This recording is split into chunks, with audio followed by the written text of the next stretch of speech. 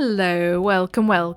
So today we're going to be looking at r/confession. So if you want to see some naughty people confessing their sins to the void, then please do stick around and enjoy. And don't forget to like and subscribe, please. Thank you. First post, I use my company credit card to feed one homeless person per meal.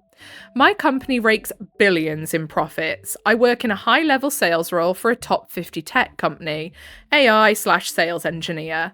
Often I have to travel to work to different high-priced cities across the globe: London, Paris, San Fran, NYC, Sydney, etc. My meal stipend is over $300 per day. Flippin' heck, how much do they think you could put away? For those big cities, given that everything is pricey, still, that is a lot. This is only while I travel, not every single day. So, if I'm buying 4 tacos for lunch, we'll just make it 6. Throw in 2 water bottles instead of 1. Maybe add 2 chips to go with that meal. Are they really going to judge me for overeating so much food that's under policy? Doubt it. Can't do this every single day, but it happens fairly frequently. Technically, unethical and worthy of being fired, but society has enough issues.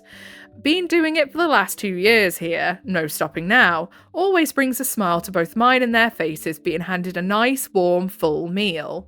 So, down in the comments, Just Geese Memes says, this feels more humble brag than confession, but it's a nice thing anyway. Although 300 a day could do a hell of a lot of sandwiches. Literally, I'm more stuck on the 300 a day. That's insane. And then GNav says, account is 18 years old. Let's be real, folks. I wouldn't say that actually has any saying on whether the stories are true or not, to be honest. People make new accounts, throwaway accounts to post things that they don't want people to see all the time. And then ADM Kunke? I don't know. Maybe OP is homeless and trying to give this idea to others with meal stipends so he gets tacos. Aha! The long con. GNav says, oh damn, the long con, 3D chess move. To anyone reading this, I'm not homeless, but I'll gladly accept a taco. Next post, I found a designer bottle of perfume and I'm a raccoon lady. I went shopping with some gal pals today. It was a much needed break. When we were leaving the mall, I went to toss my Starbucks cup and I missed and it popped open. I was picking up my cup and lid and I also saw a little blue rectangle box and I figured I'd just toss it too. No problem. It said Dolce & Gabbana and it was heavy, so I looked inside and there was a mostly unused bottle inside. I didn't hesitate. I got super excited and showed my friends and we all talked about how it was a lucky find and we all used it. When I got home, I was super excited to tell my husband about it. He got grossed out and compared it to his friend that used to take cigarettes out of ashtrays at Walmart. Ew! That is nowhere near the same thing. Ew. I didn't think it was a fair comparison because it's not. But now I'm starting to think that I'm a raccoon lady for picking up trash. I mean, are you a raccoon lady? Yes, little bit. But are we all just a little bit like that if we see something that's been dropped on the floor and it's like, oh, like that's kind of cool. You know, like a cool stone. We're going to pick it up. It's going to happen. You just happen to find a bottle of Dolce & Gabbana perfume. Me personally, though, with my anxiety, I would convince myself that someone had filled it with poison and planted it there, knowing that someone is going to want to pick up a bottle of Dolce & Gabbana perfume and check to see if there's anything in it, then spray themselves with it, and then they're gone, and that is their evil, dastardly plan come to fruition. So I probably wouldn't, but that's just because I'm a weirdo. I had an ex years ago who used to work for a skip hire firm, and it was like private skip hire. So like people with like really big, massive houses would have them, and people like they were just chucking stuff away that was like brand new. And he would come home with all sorts of furniture and everything, and it was all brand new, posh stuff. Honestly, some of the things he found were crazy.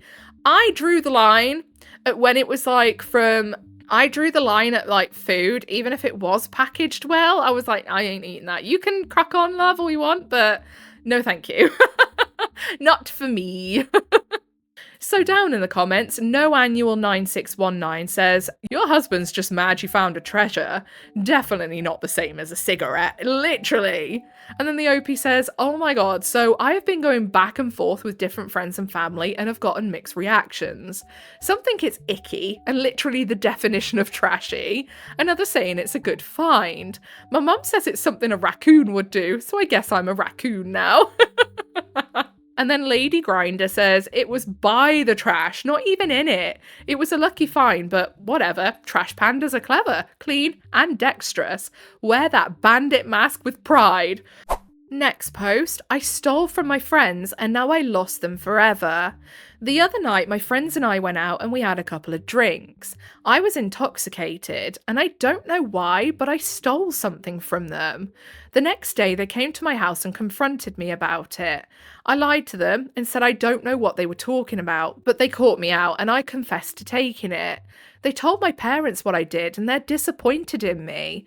I apologised to them and told them I'll never do something like this again, but I don't think they forgive me, nor do I deserve it and their friendship. They were good people and good friends to me, and I ruined it and threw it all away. Now I lost all of my friends and broke their trust. What I did was wrong. I was not in the right state of mind, and I don't even know why I did it. This is something I'm going to have to live with and try to be better so I don't make the same mistakes again. I honestly don't take I was intoxicated as an excuse. I'm sorry, but if you do like that when you drink and are intoxicated, you shouldn't be drinking in the first place.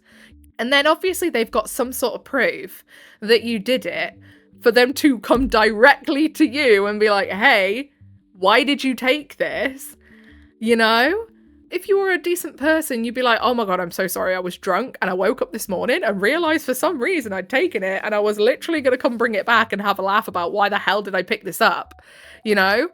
But no, obviously the OP knew they did it for a nefarious reason because they lied. So yeah, it's like I don't think I've ever had the inclination to rob someone just because I'd had a few drinky poos. Like, never. So then down in the comments, I don't know which user said this because I cut it off apparently. The fact that you doubled down on the lie while sober is the part that lost you your friend. And then Debris Spree 1x says, right, should have texted immediately upon finding it with, hey, I'm sorry, but I guess drunk me took a souvenir. I'll bring it back later. The fact they did nothing and tried to hide the fact that they stole it shows that they knew what they were doing while drunk, and they still wanted it when sober. What they're sad about is being caught, not being a knobhead. Literally, exactly, because otherwise you'd just be like, why do I have this? I need to message my friend and get it back to them because why do I have this? Next post, I'm really the worst friend. No one can do that to their bestie friend. That title makes no friggin' sense, but okay, we'll read the post. IF can't get this weight off my chest. My friend was dating this guy who seemed like a dream, caring, charming, always rounder. But over time, I started noticing things that didn't sit right. He began replying to my Instagram stories with cheesy lines, calling me too pretty to be single, ew, I'd have blocked him there and then, or saying things like, if I met you first, I would have definitely blocked him then. I always ignored it, thinking maybe I was overreacting. How can you read that as him just like, as you overreacting? Or as something that shouldn't be a bit of a red flag? Come on now. But then at a friend's birthday party, he cornered me and said things I'll never forget. He told me he liked me too, and begged me not to tell her, saying she doesn't have to know. I felt disgusted and pushed him away, but I stayed quiet. I didn't want to destroy her happy relationship, as I thought maybe it's just me that he approached. I understand the apprehension for telling a friend something like that because obviously you don't want to be the person that they then go, why are you trying to split up my relationship? Why are you doing this? Blah, blah, blah. Because, you know, I've seen that happen in posts before and I understand that does happen. I think for me, though, it would eat me alive if I didn't say anything. I'd have to tell my mate, whether that meant that I lost her for a bit. Because, you know, a decent friend would realise and see that you just wanted to, help them. And they'd eventually come back and, you'd be good. They might be a bit offish for a bit until they really come round to the idea that, their fella's a piece of shit. And you were the one that broke the bad news. But yeah, a decent friend would come back when the dust is settled and be like, I'm sorry, I understand that all you wanted to do was help. I would have to say something. Weeks later, she caught him cheating with someone else. I watched her break down completely, lose a spark, lose herself, and I can't stop thinking that I could have prevented all this pain if I'd have just told her the truth earlier. It's been haunting me ever since. Should I tell her now what really happened? I do not see any world in which telling her now that you knew he was a piece of crap would help, honestly, because, she's already hurt. She's going to then blame the OP. She's going to feel hurt that the OP didn't tell them, and it'll be like a betrayal on a betrayal, even though realistically it's not OP's responsibility to say anything. And I understand why OP wouldn't, because, the messenger always gets shot. It's a tricky one. Morally, yes, I think you should say something and should have. Are you actually obligated to, though? No, not at all. It's a tricky situation, I think. I don't think saying anything now, I don't think there's any point in it. I really don't. The outcome is still the same. So, Fig Maleficent 4046 says, nope, not your fault. It's him. All him. Maybe you should have told her, or maybe not, but she would have ended up devastated one way or another, exactly. Just be there for her and don't let on that you knew. And then the OP says, I thought if I tell her she'll think I'm hitting on her boyfriend and flexing it. And then Munchkin Baby says, honestly, don't tell her. She's already found out he's a creep from someone else. Just be a supportive friend. You have nothing to feel guilty about. I purposefully do not make a requested heirloom recipe, but pass it off as if I do. I bake a lot, so I am always expected to bring a lot to my mother-in-law's holiday gatherings. This is a group of people that complain about everything. So, I always stress over what to bring, and it almost never makes them happy for one reason or another. I hate people like that. I'm not being funny, but if someone is bringing you a load of baked goods to your house out of the kindness of their own heart, you haven't had to pay for them or anything, goodness me, just be appreciative. Even if you don't like them, just be like, oh, lovely, thank you for bringing them. Is that hard? No. And they will eagerly tell you why. The crust was a little too thick. Cookies didn't have enough snap. It was too complicated. They had a different version and liked it better. Don't bring this next year because it gave me heartburn. I'm not being funny, but it literally says at the top there, I am always expected to bring a lot to my mother-in-law's gatherings. I'm sorry, but if they dislike your baking that much, then why? I'd be saying, look, if you're going to complain about everything I make, you clearly don't like my cooking. I am not bringing it anymore. Feels like this is just a way to be nasty to the OP. After her mother passed, my mother-in-law asked me to make fudge from her mum's recipe because it's the only one she has ever liked, and according to her, every other fudge she has tried has been wrong in some way. She sent me the recipe and it made absolutely no sense. I couldn't read half of it and it was incomplete.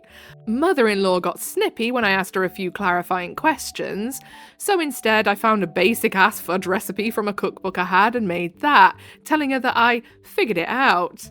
She loved it. I was shocked. She said that only her mum's fudge had that kind of texture, and she brags about it being her mum's recipe to others that try it. Oh, I love that. It's been 5 years, and while I'm stuck making it every year now, it's become my little F you to an insufferable woman. Oh, I love that. I love that. And it just does really go to show that she was doing it purely to complain about the OP and bitch about the OP's cooking, because as soon as she thought it was her mum's recipe, which apparently she loved and would recognise from anything by the sounds of the way she bigged it up, she had no idea. And all she said, oh, it's amazing. It was just a random recipe. People like that annoy me so much. So, down in the comments, Dark Luna 94 says, you handled it perfectly. Sometimes a little white lie keeps the peace and your sanity. Exactly. And then Hairy Horse Knuckles, what a weird username. Okay. There's a chance it wasn't even a lie. Most old Secret Family recipes were just copied from the back of a package, so he could have picked the same recipe. Yeah, literally, that is so true. And then Gone Wild Away says, my pot pie recipe is a combination of a few different box recipes. Everyone loved it, and I briefly considered pretending it was some genius recipe, but decided to just be honest. People lost interest after I was honest. And then our final post for the week. I did something years ago that completely changed my sister-in-law's life, and she has no idea that it was because of me. I seriously need to get this off my chest because the guilt hits me randomly and hard. This is probably the biggest thing I've ever kept to myself. Years ago, before I married my brother, that was not the right words. Okie dokie. Before I married her brother. See, one word changes everything. Oh my goodness. My sister-in-law and I were not on good terms. She was always making little snide comments, trying to one-up me, acting like she was better than everyone. Honestly, she could be so cruel. And my husband didn't seem to notice half the time. Anyway, back then she was going after this dream job and couldn't stop talking about it. My husband was super excited for her, the whole family was rooting for her, but I couldn't stand her attitude. She had this way of making everyone feel small, and I'd had enough. Then I found out that the hiring manager was someone I actually knew, just a past co-worker, nothing major. They reached out for additional personal references because they assumed we were close, and well, I was bitter. So I gave a negative impression. Nothing nasty, nothing fake, just enough to make them doubt her. I honestly thought it wouldn't matter. I figured she'd get the job anyway. But she didn't. She was crushed, cried for days, blamed herself. I mean, technically she is to blame because the way she treats people made the OP not like her, which then made the OP give a negative review of her, so some could say that she is to blame. My husband tried to comfort her, and I just sat there pretending I had no idea.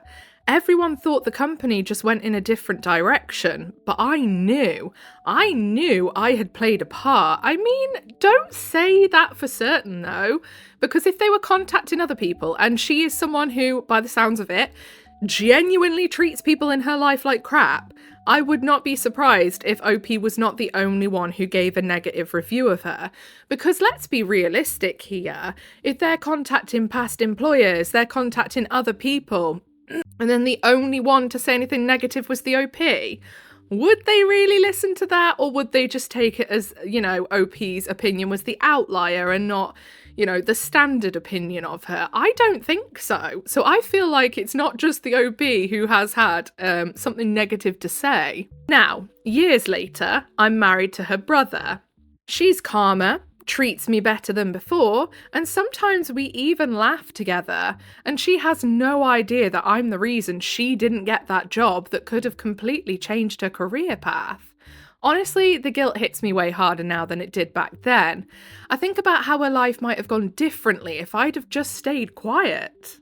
No one knows, not my husband, not her, not anyone. It's my secret, and yeah, it's been sitting in my chest for years. Honestly, I really do feel like, at the end of the day, do I think OP was right to give a negative sort of opinion of her?